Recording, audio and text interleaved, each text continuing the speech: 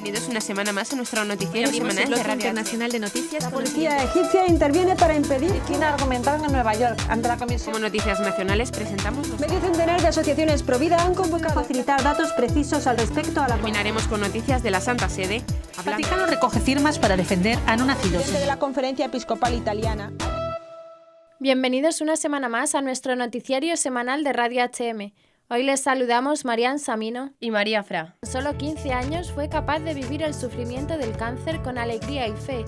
Dios está conmigo. Pensar en el nombre Victoria es evocar imágenes de realeza, majestuosidad, placer y por supuesto triunfo. Aunque también es posible que venga a la mente una chica llamada Victoria Smitherman.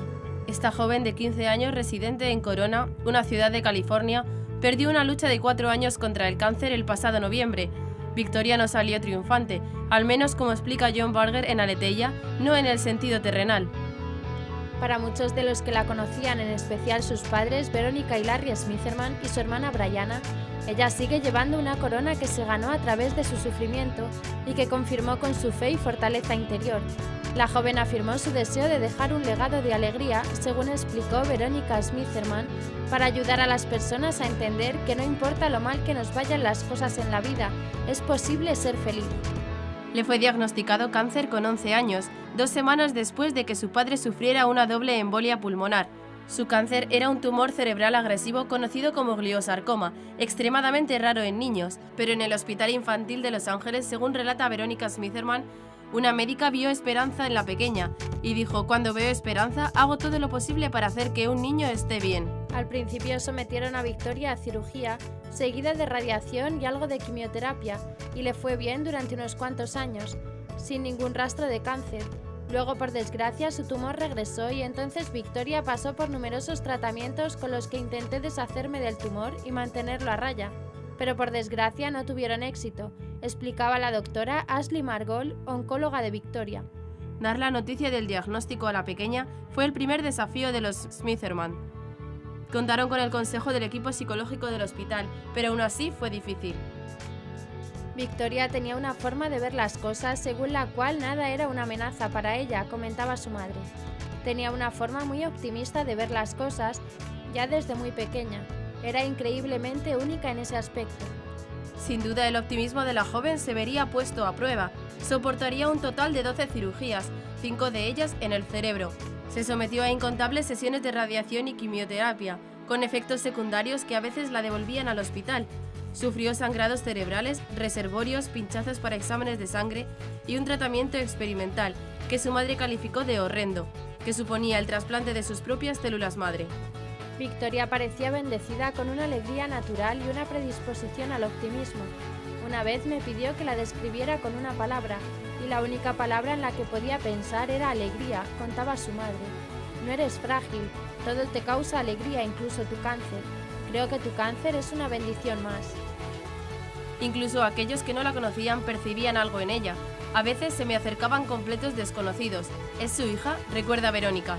Les contestaba que sí y me decían: pues es luminosa, es angelical, tiene algo especial. La cruz de Cristo nunca se alejó de la mente de Victoria.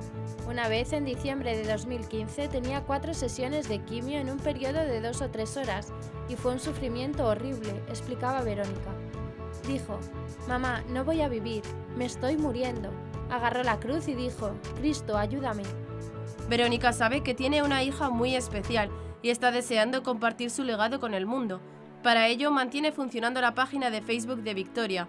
Sin embargo, según insiste, no se trata de Victoria en la realidad, se trata de lo que puede hacer Dios a través del sufrimiento.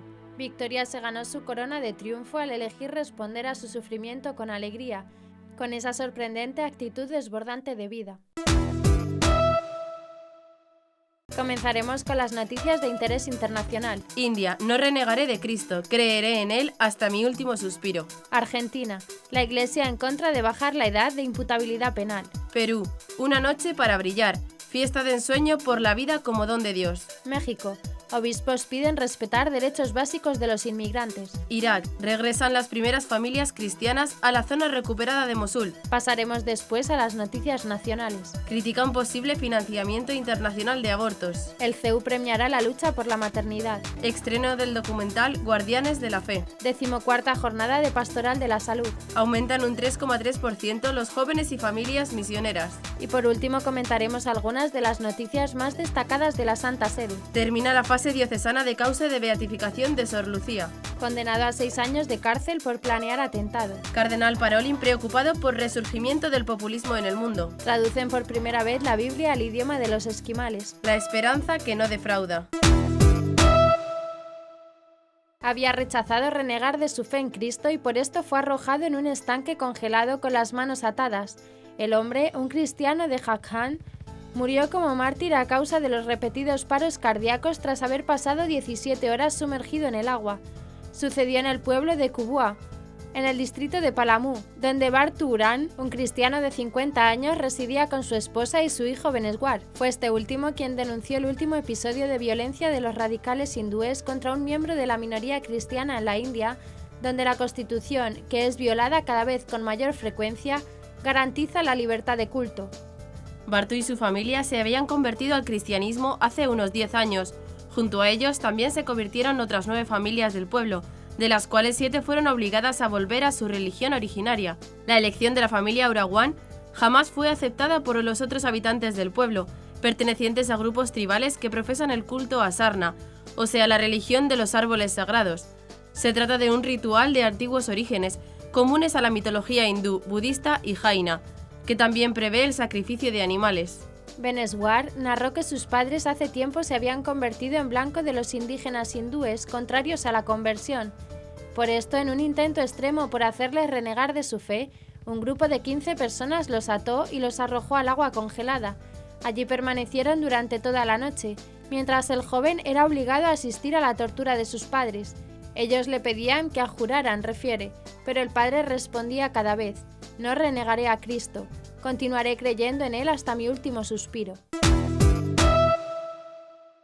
La Iglesia Católica en Argentina rechazó este 14 de febrero el proyecto del gobierno para bajar la edad de punibilidad de los menores de 16 a 14 años, al considerar la iniciativa como una solución inmediatista y de cortoplacismo, y reclamó en este tema crecer en la corresponsabilidad en todos los sectores de la sociedad.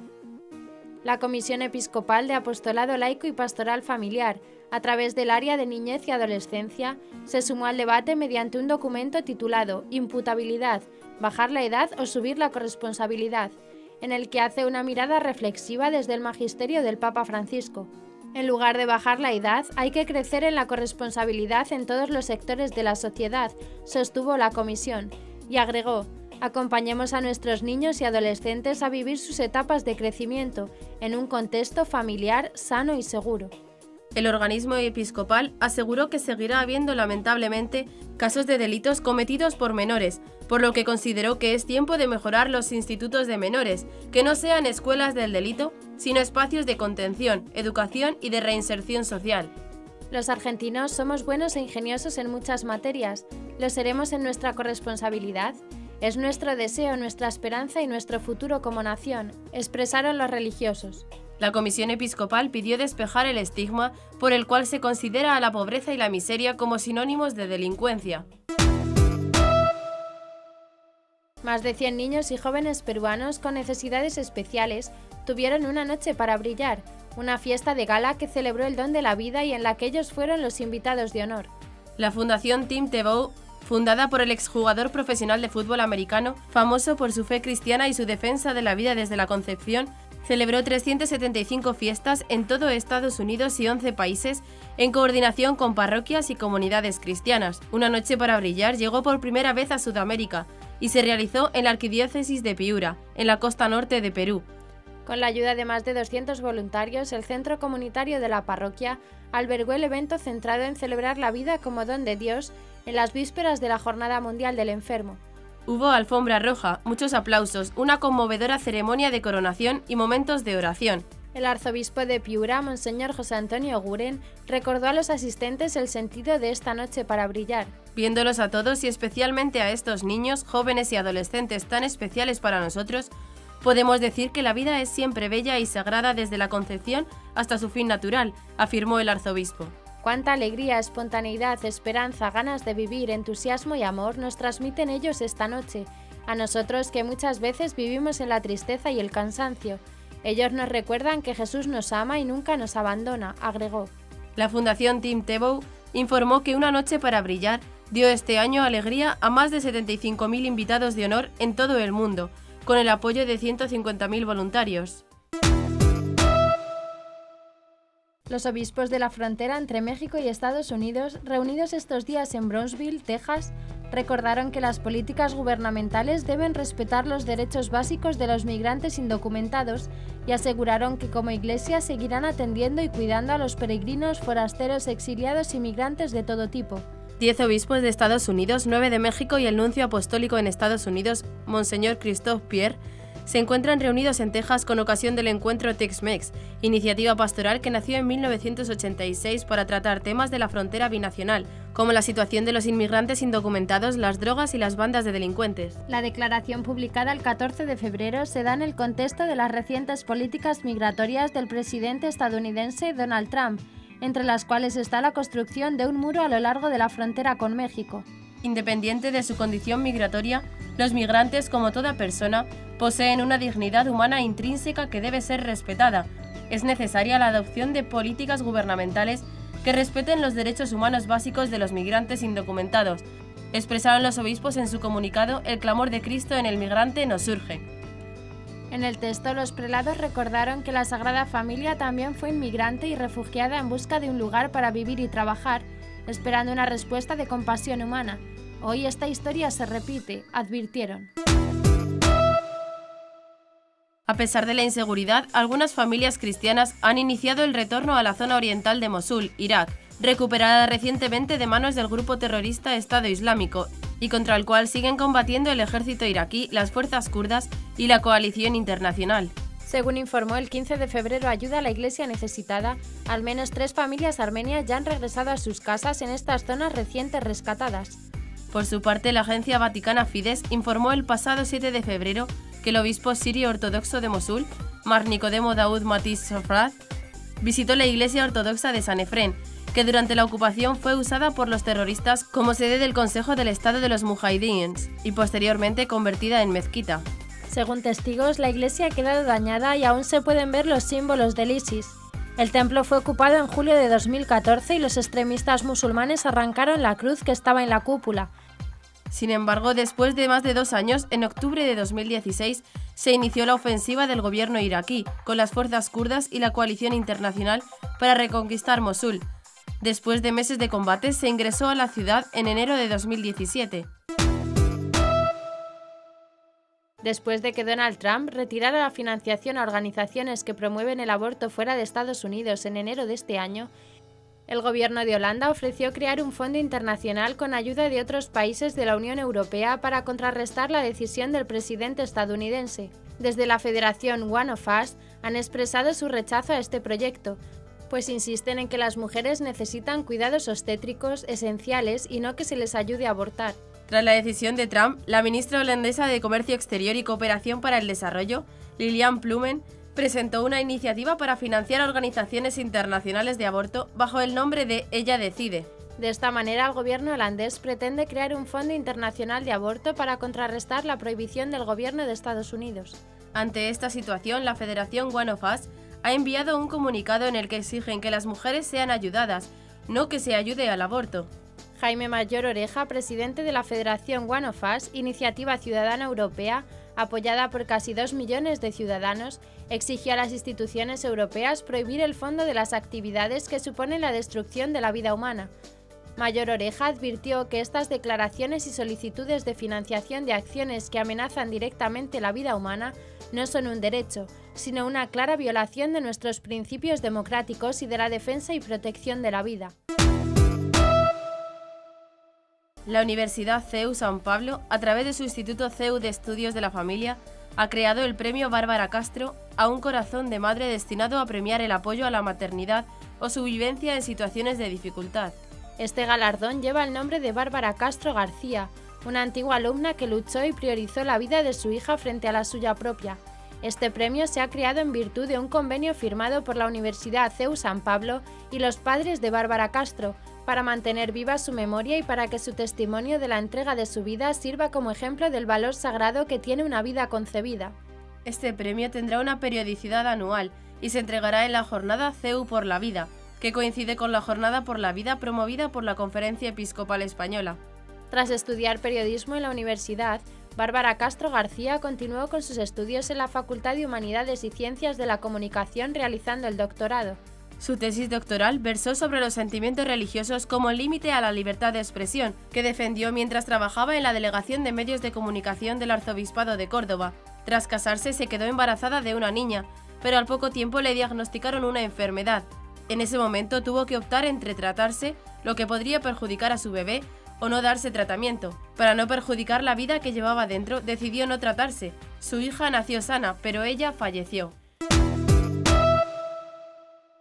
Un grupo de 7 jóvenes españoles pasaron gran parte del mes de agosto de 2015 en Irak, con un doble objetivo. Por una parte, ayudar a las familias afectadas por la guerra y por la persecución del grupo terrorista Estado Islámico, y por otro lado, filmar un documental para dar a conocer sus historias y mostrar al mundo por lo que están pasando. Este documental, llamado Guardianes de la Fe, se estrenó el 17 de febrero. El director del documental, Jaume Vives, asegura que vivimos muy cómodos en un país de Europa donde no hay persecución cruenta a los cristianos, aunque sí social. La gente deja la fe. Quien es católico se avergüenza de Cristo. Sin embargo, hay gente que está perdiendo todo por no querer convertirse al Islam y no renunciar a su fe. Es un testimonio muy potente que puede hacer mucho bien a los europeos que vivimos tan acomodados y acomplejados. Durante el tiempo que estuvieron en Irak, se grabaron más de 60 horas de vídeo en las que se recogieron testimonios de los cristianos que vieron cómo su vida pasó a ser un infierno con la llegada del ejército islámico. El proyecto fue posible gracias a la colaboración de ayuda a la Iglesia necesitada. Este 18 de febrero se realizó en Valencia la 14ª Jornada de Pastoral de la Salud para analizar el sentido de trascendencia en la enfermedad y el sufrimiento. En ella participaron agentes de Pastoral de la Salud, profesionales sanitarios, capellanes de hospital y sacerdotes. El lema de este año fue el sentido de trascendencia en la enfermedad y el sufrimiento, con la finalidad de profundizar en las palabras que el Santo Padre nos dirige en el mensaje a los enfermos. La solidaridad de Cristo se manifiesta en nuestras vidas, especialmente cuando es frágil, herida, humillada, marginada, sufriente, infundiendo en ella la fuerza de la esperanza que nos ayuda a levantarnos y nos sostiene.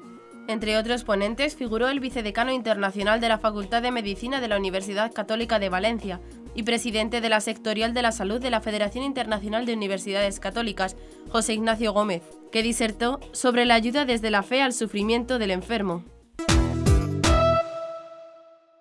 La presencia de los laicos en los territorios de misión va en aumento. Entre 2012 y 2015, la proporción de jóvenes, familias y matrimonios jubilados que han optado por ser misioneros ha aumentado un 3,3% en España. Según datos de las Obras Misionales Pontificias de España, a enero de 2017, de los 13.000 misioneros que tiene nuestro país distribuidos en distintos puntos del planeta, 815 son laicos y de ellos 184 son matrimonios. Se trata de personas que deciden entregar su tiempo para la misión de una forma estable, con una estancia de al menos un año, explica la Dirección Nacional de las OMP, que señala que el Camino Neocatecumenal es la institución que más misioneros laicos envía. El número de jóvenes y familias que parten a la misión puede ser mayor, aclara esta obra de la Iglesia, ya que muchos de ellos no dan sus datos. Para atender esta nueva realidad que se está dando en la vida misionera de la Iglesia, la OMP de España participa estos días en el Vaticano en un inédito seminario sobre laicado y misión, organizado por la Pontificia Unión Misional, una de las OMP centrada en la formación misionera.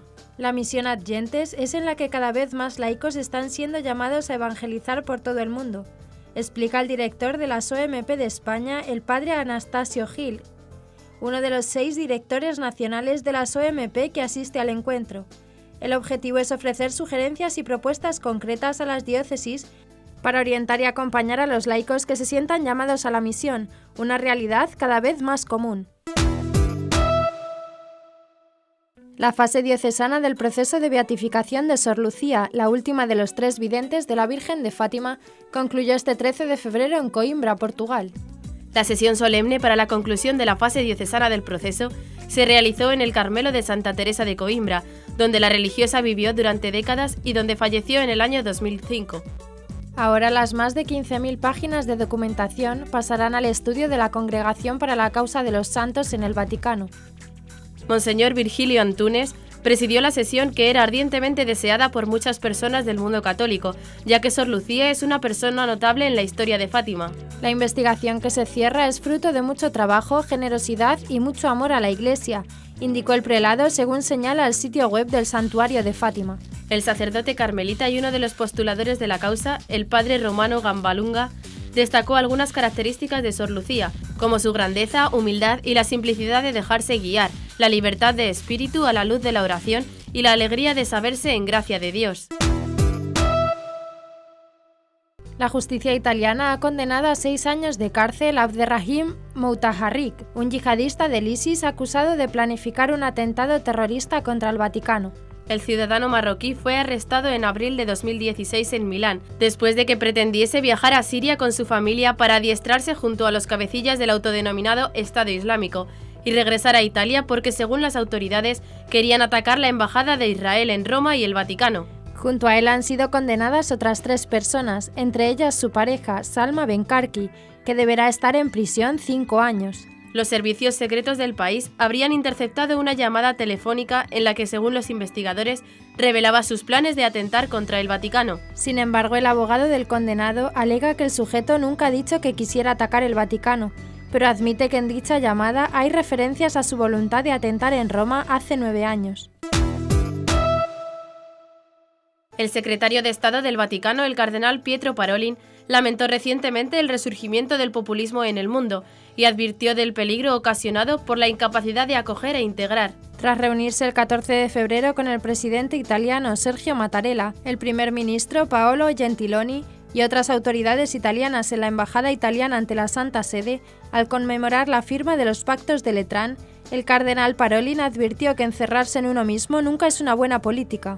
Citado por Radio Vaticano, el cardenal señaló que la incapacidad de acoger e integrar puede ser peligrosa. La historia nos enseña esto, y esperamos que en este sentido no se repita. El secretario de Estado del Vaticano alentó a que sea relanzado el proyecto europeo con miras al 60 aniversario del Tratado de Roma en 1957, con el que se creó la Comunidad Económica Europea, que a su vez precedía la creación de la Unión Europea. Es obvio que hay muchas tensiones, muchas dificultades, pero son también capaces de convertirse, como se dice, en un kairos, un momento oportuno para restablecer la relación política sobre una nueva base, señaló.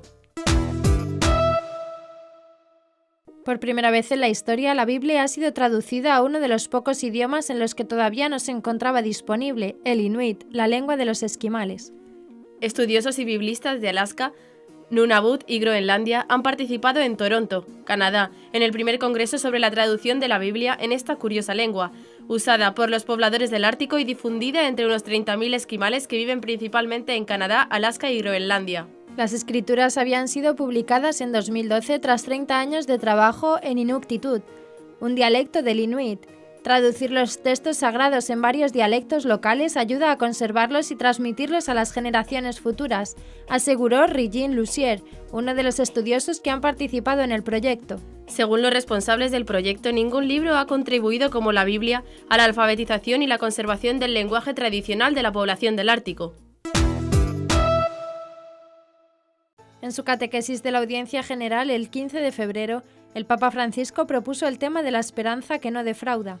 Y lo hizo a partir de la lectura de un pasaje de la carta de San Pablo a los romanos, en la que el apóstol escribe que la esperanza no quedará defraudada, porque el amor de Dios ha sido derramado en nuestros corazones por el Espíritu Santo. El Santo Padre comenzó recordando que desde pequeños se nos enseña que no es bueno enaltecerse, porque vanagloriarse por lo que se es o por lo que se tiene, además de cierta soberbia, demuestra una falta de respeto con respecto a los demás, especialmente con quienes son menos afortunados, y destacó que en el pasaje elegido para esta ocasión de la carta a los romanos, el apóstol Pablo nos sorprende porque va más allá, puesto que exhorta 2 veces a gloriarnos. A gloriarnos por la abundancia de la gracia que recibimos de Jesucristo por medio de la fe, y a gloriarnos también hasta de las mismas tribulaciones, lo que, como manifestó el Papa Francisco, resulta más difícil y puede parecer que no tenga nada que ver con la anterior condición de paz. En cambio, prosiguió, constituye la premisa más auténtica y verdadera. La esperanza cristiana es sólida porque no decepciona, no está fundada en lo que podemos hacer o ser, y ni siquiera en lo que podemos creer, sino que es su fundamento, es lo más fiel y seguro que puede existir, es decir, el amor que Dios mismo tiene por cada uno de nosotros. Al concluir esta catequesis, el Santo Padre reafirmó que la esperanza es un don extraordinario y que nosotros estamos llamados a hacernos con humildad y sencillez canales de esperanza para todos. Entonces sí que nuestra vanagloria más grande será la de tener como Padre a un Dios que no tiene preferencias, que no decepciona a nadie, pero que abre su casa a todos los seres humanos, comenzando por los últimos y los alejados, para que como hijos suyos aprendamos a consolarnos y a sostenernos recíprocamente. Y hasta aquí nuestro informativo semanal. Esperamos que haya sido de su agrado. Recuerden que pueden seguir escuchándonos siguiendo el resto de nuestra programación en directo a través de la web www.radiohm.net. En ella podrán encontrar también distintos podcasts con los informativos anteriores y otros audios que también pueden ser de su interés. Seguiremos estos días informando de las noticias de la Iglesia y del mundo a través de nuestros breves espacios informativos que les ofrecemos todos los días cada media hora aquí en Radio HM 88.9 FM y HM Televisión. Ayer, hoy, siempre la verdad. Gracias por habernos acompañado. Les han informado María Fra y Marian Samino. Hasta la próxima semana.